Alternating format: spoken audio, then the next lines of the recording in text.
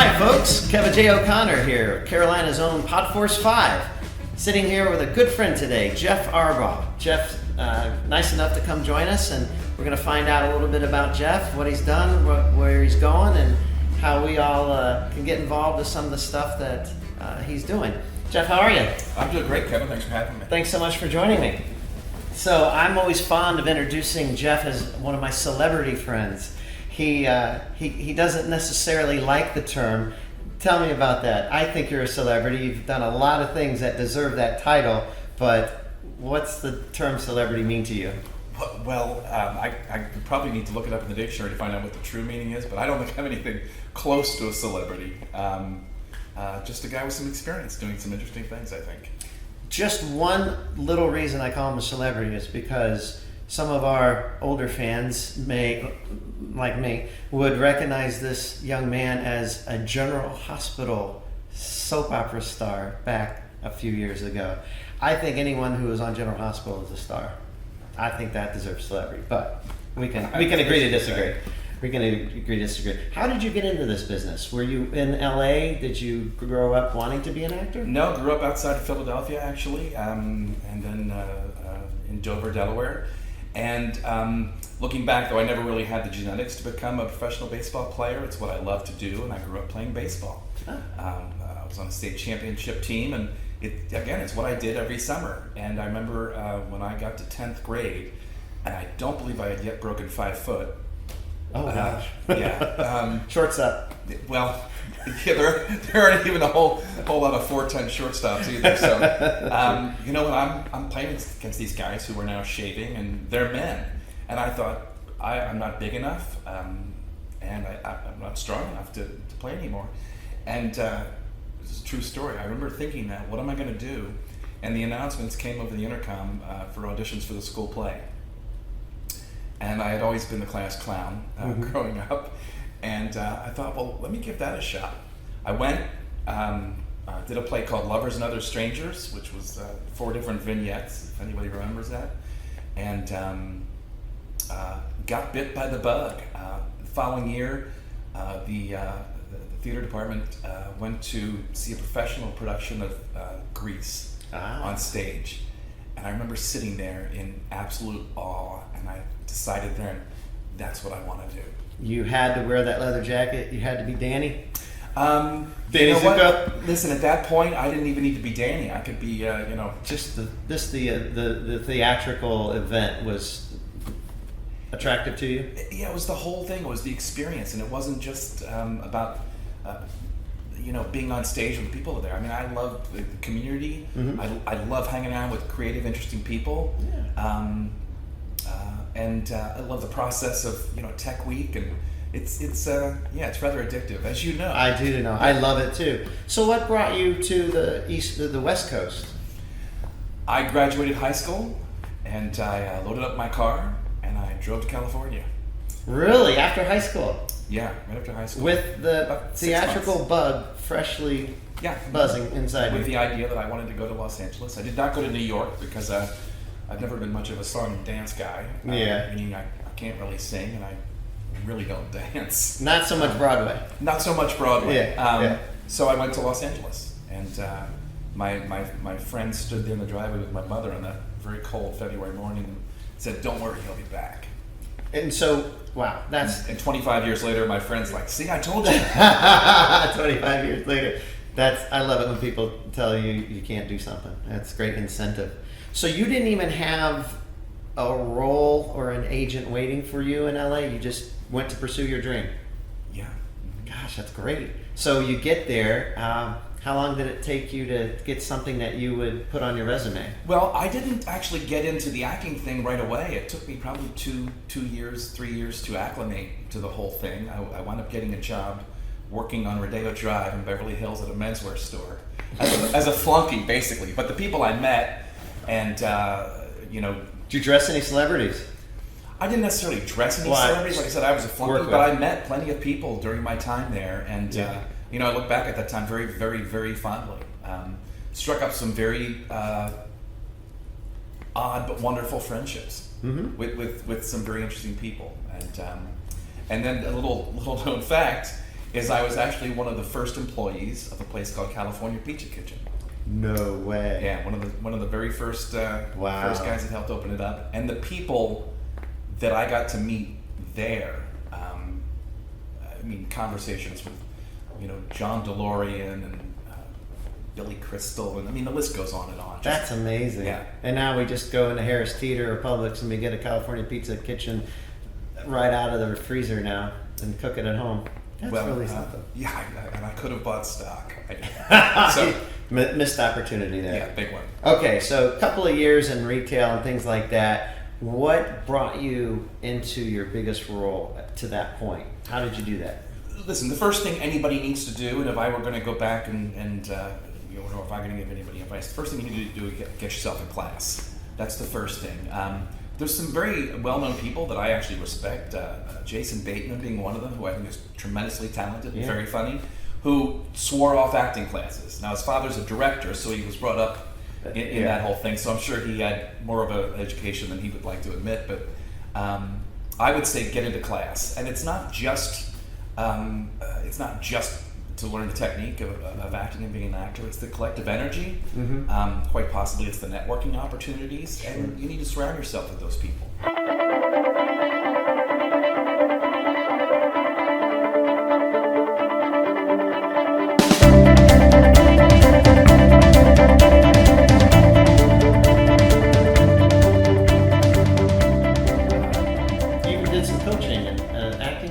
Well, I did. In addition to producing and directing theater, I taught acting at an acting workshop on La Brea Avenue in Los Angeles, just off of Melrose, and ultimately opened up an acting studio with a couple of friends called Bang from Fairfax, and taught for about 12 years. Wow. And I enjoyed it. And I as far as high points, I think still talking to or realizing that you had an impact on a number of people is something I'm very proud of. Well, that's just amazing. You've pretty much done it all in film, it sounds like, and I know you're still heavily involved. What brought you from the West Coast now to the Charlotte area? Oddly enough, I decided to leave the business. I wrote a play that did very, very well in Los Angeles, and it was developed as a pilot presentation for the 4 networks at that time. Fox was very new. And I thought we were going to sell it, and we didn't. And I thought, you know what? I've got 2 little babies. I need to look into some other things. And so I kind of, put everything else aside. After having lived, breathed, ate, and slept it for a long time, I put it aside. Started a company that I fell into, basically, which is designing marketing environments, themed environments, and trade show exhibits. Oh, nice. And since I had done quite a bit of set design as well, I was able to, incorporate some of my strengths, because I had a very odd, skill set at that point. Sure. And my mother said, after it became successful, she says, did you learn a lot working for that other company you worked for 6 months? And I said, no, I learned it producing equity waiver theater for $5,000. Isn't that something? And so I was able to take, I think, my strengths from there and kind of apply it. Yeah. I left, and then ultimately, continued to write, but thought I could do that anywhere. And I had 2 little kids, and thought I wanted to raise them somewhere else besides Los Angeles. My family had migrated down here from Delaware, or at least several of my sisters and my parents, and I thought, it's a nice place. Well, I'm really glad you moved to the Charlotte, Lake Norman area, because now I got to meet you and have opportunities to enjoy some fun times. One of these times, a few weeks ago, one of Jeff's friends from Los Angeles, David Naughton, most notably the star of An American Werewolf in London, the Dr. Pepper guy, several other things that David has been involved with. Jeff invited David to come to Lake Norman for a movie screening and other things. Tell us a little bit about how that came together, and I was just thrilled with the result. How did this come? How did you bring David to town? Yeah, David and I are Facebook friends. I've known David for 20 plus years now, and know him to be terrifically talented and wonderful guy and a great golfer. And he had posted something that referred to the 35th anniversary of American Werewolf in London, and I shared the post. A good friend of mine, Carl McArmour, reached out and said, "That's one of my favorite movies. You know, we ought to get together. We ought to have a screening. You know, and just invite our friends." Yeah. And I said, "That's a great idea." I said, oddly enough, David is a very good friend of mine, and maybe I should throw this out and see if he'd be interested in coming in. And it started as just a very kind of small, simple, hey, let's have David come in, we'll watch the movie, he can, do a Q&A or something like that. Right. And, it picked up some steam, got a guy named Rob Dyer to come in and assist and help us grow this thing. And so we had the event a couple of weeks ago at the Peninsula Yacht Club up in Cornelius. Yeah. And brought a band in, and was just kind of blown away by the response, as was David. It was an amazing event. I was so happy that I was able to participate. And there was a charity benefit as well that was attached to this program that was put together. And I just had a blast. David was wonderful. I roped him into agreeing to doing a movie short with Jeff and I this summer, and he said sure. So I told him I'm going to hold him to that. So we'll see if that happens. But based on the success of this David Naughton movie screening, bringing to Lake Norman and the Charlotte community, this spurred you on to think of another event that you are interested in. Tell us about that. It was very interesting because, as I said, David was thrilled and so appreciative of just the energy and the sheer amount of love that was, was thrown his way.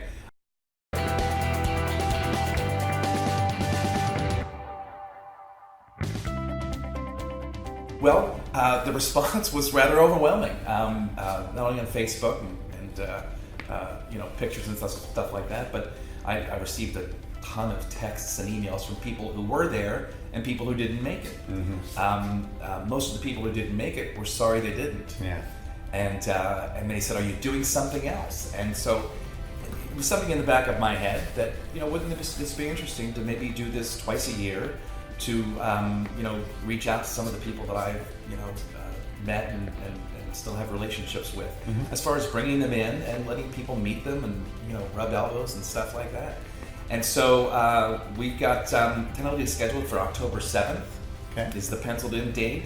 Once again, probably at the Peninsula Yacht Club in Cornelius. We're bringing in Don Most, better known as Donnie Most, and Ralph Mouth from Happy Days. Yeah. Awesome. I've known Don. Don originally directed the play that I wrote and was in back in the previous century. No, the play was called "Is There Life After Birth?" Is There Life After Birth? Interesting. And and then subsequently Don hired me to write a screenplay called Moolah, which we got made again in 2005. And I've maintained a friendship with Don over the years, and he has been over the last several years performing as a singer. Really? Big band.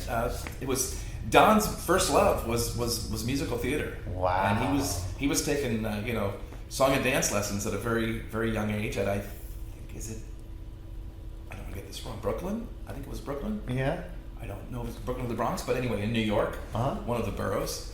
And so his first love is music, and he's a tremendous aficionado of a lot of standards, including jazz. And is he going to sing in October 7th? Well, not only is he going to sing. I mean, that's going to be the gist of the night, is him performing. And with a big band.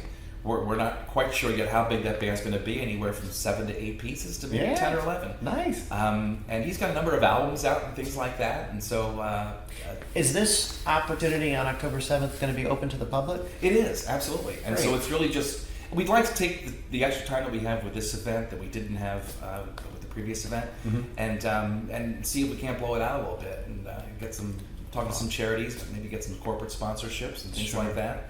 Well, I will be there. I look forward to it. I will be there for sure. Should be a lot of fun.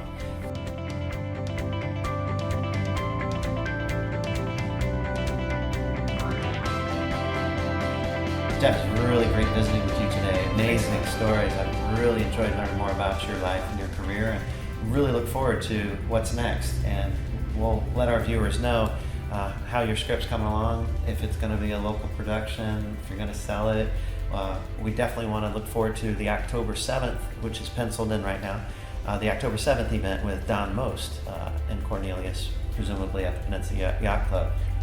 Can't wait to hear him sing with a big band. Looking forward to it. That'd be fantastic. Jeff, thank you. Hey, you bet. Really great to visit with you. Thank you. Thanks for having me. So long, folks.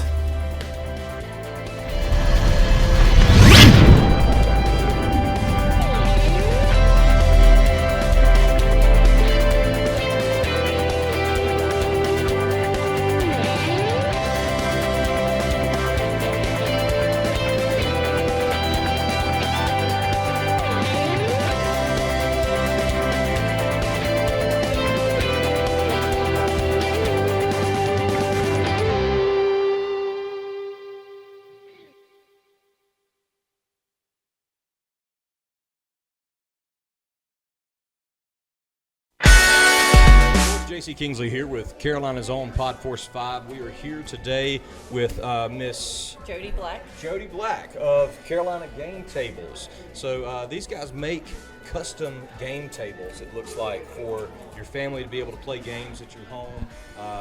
But the table also is used for regular stuff. It's a regular table underneath, and so it's all custom done, I guess, by hand, and here local to Carolinas, right? Yeah, we're a modern manufacturing facility, and we're share timing with other small companies like ourselves because furniture's big in North Carolina. Sure. So lots of good resources around here for us to work with.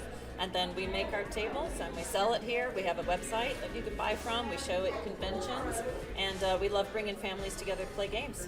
That sounds awesome. That's what kind of drew me over here to you guys, was the opportunity to have a table in your house where you could flip the top off and play some D&D if you wanted to, or any board game really. It's just a cool little game table. They've got some here that have cup holders built into them so you won't spill your stuff all over their cool table or all over your game pieces or anything like that. So lots of different variety. Do you guys mainly sell through your website, or do they get a hold of it through stores that you guys are distributing through? No, we have direct to the public, so no retail sales other than us. So go to our website or find us at a convention.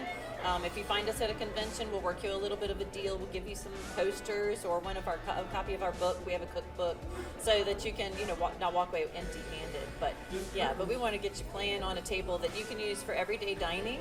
Eat on it, kitchen, dining room. Eat on it 3 times a day. Have grandma over. Put the turkey on top of that Thanksgiving, and then after your Thanksgiving dinner, take the top off, and you can enjoy a play of the card game or the board game you've already got set up. Yep, absolutely. That's cool. So we are at ConCarolinas 2017 this year. We're out here at the University Hilton, and that's where these guys are set up currently. Where can they catch you again next? Do you guys got another stop on the tour, so to speak? Oh yeah, this is the summer convention season, so we're hopping. In 2 weeks, we'll be in Columbus, Ohio at Origins Game Fair. Then in August, we've got Gen Con, which is the biggest game industry convention in the world, in Indianapolis. And then 2 weeks after that, Dragon Con in Atlanta. We do all the PAX shows. If you've heard of Penny Arcade, they do great shows. So we do at least 10 shows a year.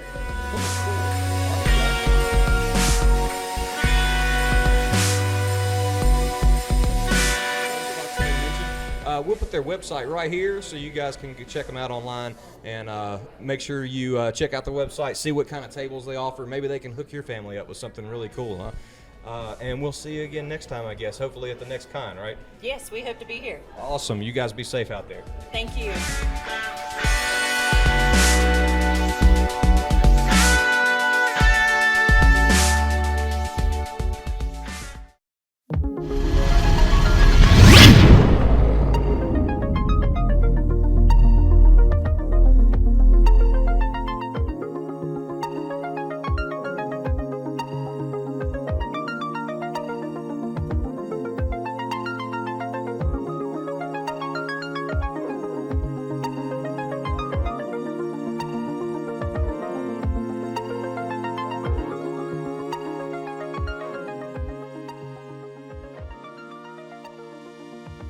Hey folks, Kevin J. O'Connor back again here with Carolina's own Podforce 5.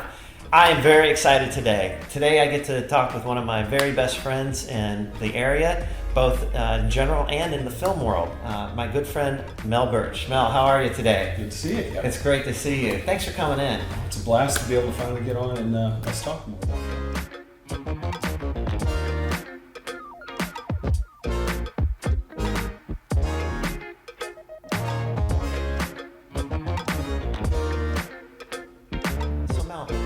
tell us a little bit about yourself. What got you into this line of work? Well, I tell you, it's kind of a funny story, more of a full circle effect. I grew up in Florida, and I went to school in Florida. When I was young, I did a lot of theater, film, and commercials, but I got a degree in business. And after college, I had a buddy of mine that lived in Northern California. And so I moved out there with the notion I was going to go down to LA to try acting full time, because I had the bug back then.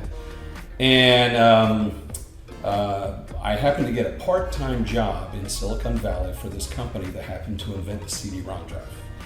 Wow. And they were about to explode, so being young, I saw the money and I decided to go ahead and go the corporate route, thinking, I'll get back into filming at some point. And handling all their sales for the East Coast in Canada. And as time went on, time started slipping. You moved from California to Atlanta to Charlotte. And all that time I was not in film, but there was a point where I finally said, I guess I lost my window. I wasn't going to do it. And internally, I didn't realize how unhappy that made me. But after a number of years, I just finally started getting burnt out from doing the corporate, of basically not being happy. And I started doing real estate, which gave me the flexibility to be able to get into film, which I didn't even realize at the time. How it started was basically, a friend of mine said that there's a show called Homeland that was being filmed in North Carolina, which you and I actually met on. Yeah. And so they to go on Facebook and submit. So I submitted. They needed someone that was a businessman and a swimmer, and I swam and played water polo in college. So it was very important to get a swimmer, because we were in the backyard pool and I had to swim from one end to the other without stopping. It was so silly, but it got me on set. Water wings or yes. No. No. But the funny thing is that the moment I stepped up on the production site and felt the energy and the living being that a production really is, I said, this is where I should have been all along. You were hooked again. Yeah. So, and from there, Tona Dahlquist, who was the casting agent, she was casting me in the other things that she was doing. The other one being a show called Banshee, which you and I had so much fun with. Yeah. That was such a great production. Yeah. From there, we just, both you and I, we just kind of met and went through. They put us all in all kinds of different projects, but it was a good time. And unfortunately, with the reduction of the film incentives, most of those film projects, the major film projects, went away. Right. So, so in that stage of Mel's career, that's when I met Mel, and we were so happy to do Cinemax's Banshee, Showtime's Homeland. We did Fox's Sleepy Hollow. The pilot was filmed in the Charlotte area. Many other projects that we were fortunate enough to work together. It was great. And when Hollywood, so to speak, left North Carolina, it actually gave importance and rise to more of the local homegrown film community that we were a part of as well, and are still part of today. So we'll always love our Banshee and Mario's catering. Oh boy, yes. I saw a movie last night where they were the catering, and I just brought back fond memories. Yeah. But knowing that we had a lot of fun with that stuff, we want local productions, and so many opportunities are growing right now in Charlotte. What are some of the things that you're working on right now here? Well, I tell you, there's been a few projects, some that are still confidential that I can't talk about, Sure. that I'm very excited about. But a couple of really good projects I've done recently, and they're both independent films. One is a film that I did about 6 months ago. We finally finished filming, and it's doing the film circuits right now, the film festivals. And it's a movie called Eighth Round Pick. It's about, and with the football season coming up, I think you'll probably see it hopefully coming out towards the end of this year. And I play a football coach. Who is a mentor / surrogate father to the main character. Right. And it's a very interesting, a very dark football movie. It's really, there's a lot of a lot of drama outside of actual football. The football is just more of a surrounding egg to the entire film. But it's gotten great reviews so far, and I'm very looking forward to it coming out. I saw the trailer for it. It looks fantastic. Friday Night Lights comes to mind as far as that type of film, but very excited to see that when that comes out. So we've both been involved in a number of projects. How would you recommend those of our audience who are aspiring actors, or maybe they're actors right now, what would you recommend they do to get more involved in the local Charlotte community? Well, I think the first thing, and it's interesting, your previous guest, Jeff Arbaugh, he was fantastic talking about get into class. And there's some great classes that are here in Charlotte alone. J.D. Lewis, Lon Baumgartner, Kelly Hinman, and Helen Kearney-Conan, in no particular order. They're all fantastic classes to get into, and instructors. And especially with the lack of film incentives that have gone away, the independent film industry, I always say to just audition and find anything that fits your mold of what your role would be. Another great thing is, exactly how you and I met, is to sign up for an extra, to be an extra on a major television project. Because I think it's the best way for someone to get the true experience of what it's like to be on a production set. And you don't have to do a lot of that, but it certainly helps from a networking standpoint, and for you to be comfortable both in front of a camera, as well as the production value of what happens. I always thought it was an excellent training ground, and you learn so many different aspects. It prepares you to be more prepared when you go in for an audition for a speaking role. You have more of an idea of what a production's all about, because there's a million moving parts. What are some of your favorite casting websites that, again, if somebody's looking to be an extra, that we've done in the past? What are some of those that you would recommend? Well, I tell you, one first and foremost to follow, and you can follow it anywhere basically in the entire country, is Southern Casting Call. They have great setups and showings of almost anything and everything, whether it's paid or non-paid, that is being available at that moment. And of course, if you're in the Southeast, Tona Dahlquist, she has a Facebook page. She does a considerable amount of extra work that you can sign up for. And the beauty of the internet now versus when we were a lot younger, and Facebook, is that you can get constant updates when something comes your way and what you're looking for.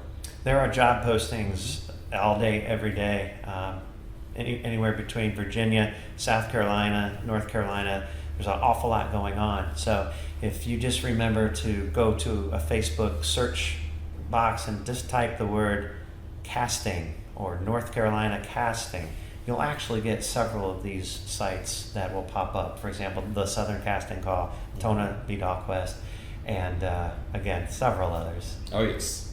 That we both have used in the past. So the acting classes, there are classes on how to audition. There's beginning, intermediate, and expert level classes that these 4 local schools offer. Actually, I'm glad you brought that up too, because I had forgot to mention this. One of the very first classes that I always think that someone should take is an audition technique workshop. And there's another gentleman, he's actually a veteran actor here in the North Carolina region, Tim Ross. He teaches a fantastic audition technique workshop, especially because he uses it from an actor's perspective, because he's a working actor. But I took that, and that was one of the first things I took, and it's a great networking venue as well.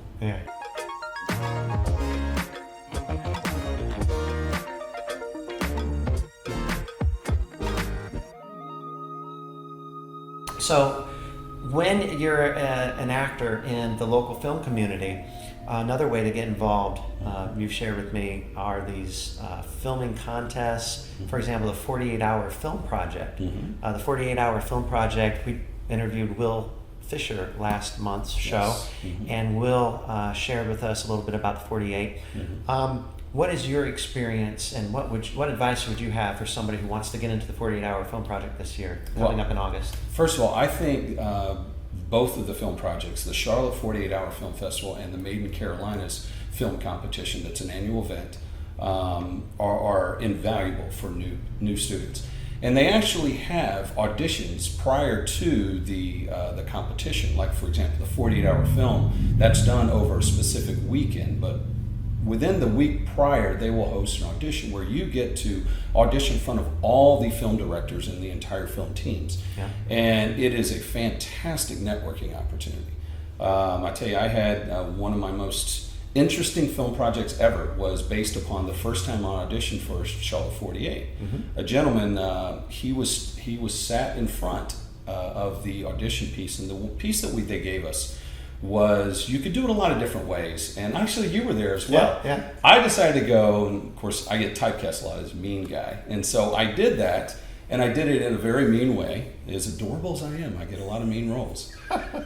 The guy came up past me, and he asked me to be part of his team, but I'd already been committed. And then he says, well, let me have your card. Write on there, big, mean, scary guy. Because I unfortunately That was your used nickname him. in college, wasn't it? Yeah. But I unfortunately used him as the eye line while I was doing it, so I think I even scared him in his soul when I was doing this. But I tell you, it was about a year later that he called me up and says, I have an interesting film project if you would be willing to do it. And he was doing graphic design work for a law firm in South Carolina who was representing someone that had died in a private prison. And so the main guard that was in charge of the inmates, he was this big, mean, former military guy, and they actually saw the guy on the video die, and they refused to do anything and wouldn't refuse. So there was obviously a big case, and they had gotten his testimony prior to the court, before the case actually started. But he had moved to Pennsylvania, and they did not know whether or not he was going to come to the trial. Yes, and have him on stand. Yeah. And the worst thing that they wanted is to read his transcript from this tiny court reporter, sweet little kind court reporter that says all these mean things. Yeah. So they hired me to come down to Charleston for 3 days in case he didn't show up. And I would get on the stand and say his testimony. Yes. At first I was scared to death, thinking, they're asking me to represent a guy on the stand of somebody who I'm not, but it actually wasn't. Yeah. They would make it known that I was not this guy, but I can exactly read it in how he delivered it, which was very mean and very terse. Yeah. So needless to say, they ended up winning the case, but he ended up showing up, so I didn't have to. But you got a free 3-day stay in Charleston. But in a very long roundabout way, that was yet another film gig that I got from someone who I hadn't even worked with at that point. Just for auditioning for the 48-hour networking standpoint. Yeah. And it's a great way to get some film material too, to be a part of these film projects.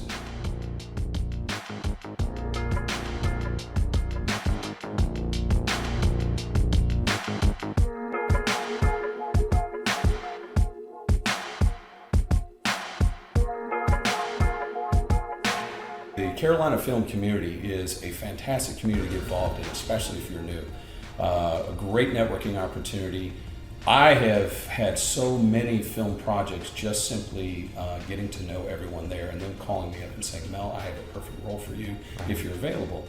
And they meet once a month, and you can find them on Facebook, Carolina Film Community. Follow them and start coming to the meetings. Right. Yeah, and as I mentioned, one of my interviews early with the Carolinas' own Podforce 5 was with Julie Emmons, who runs the CFC meetings, and it's at the Dilworth Neighborhood Grill, downtown Charlotte. So very, very good networking opportunity. A lot of great times. Yeah.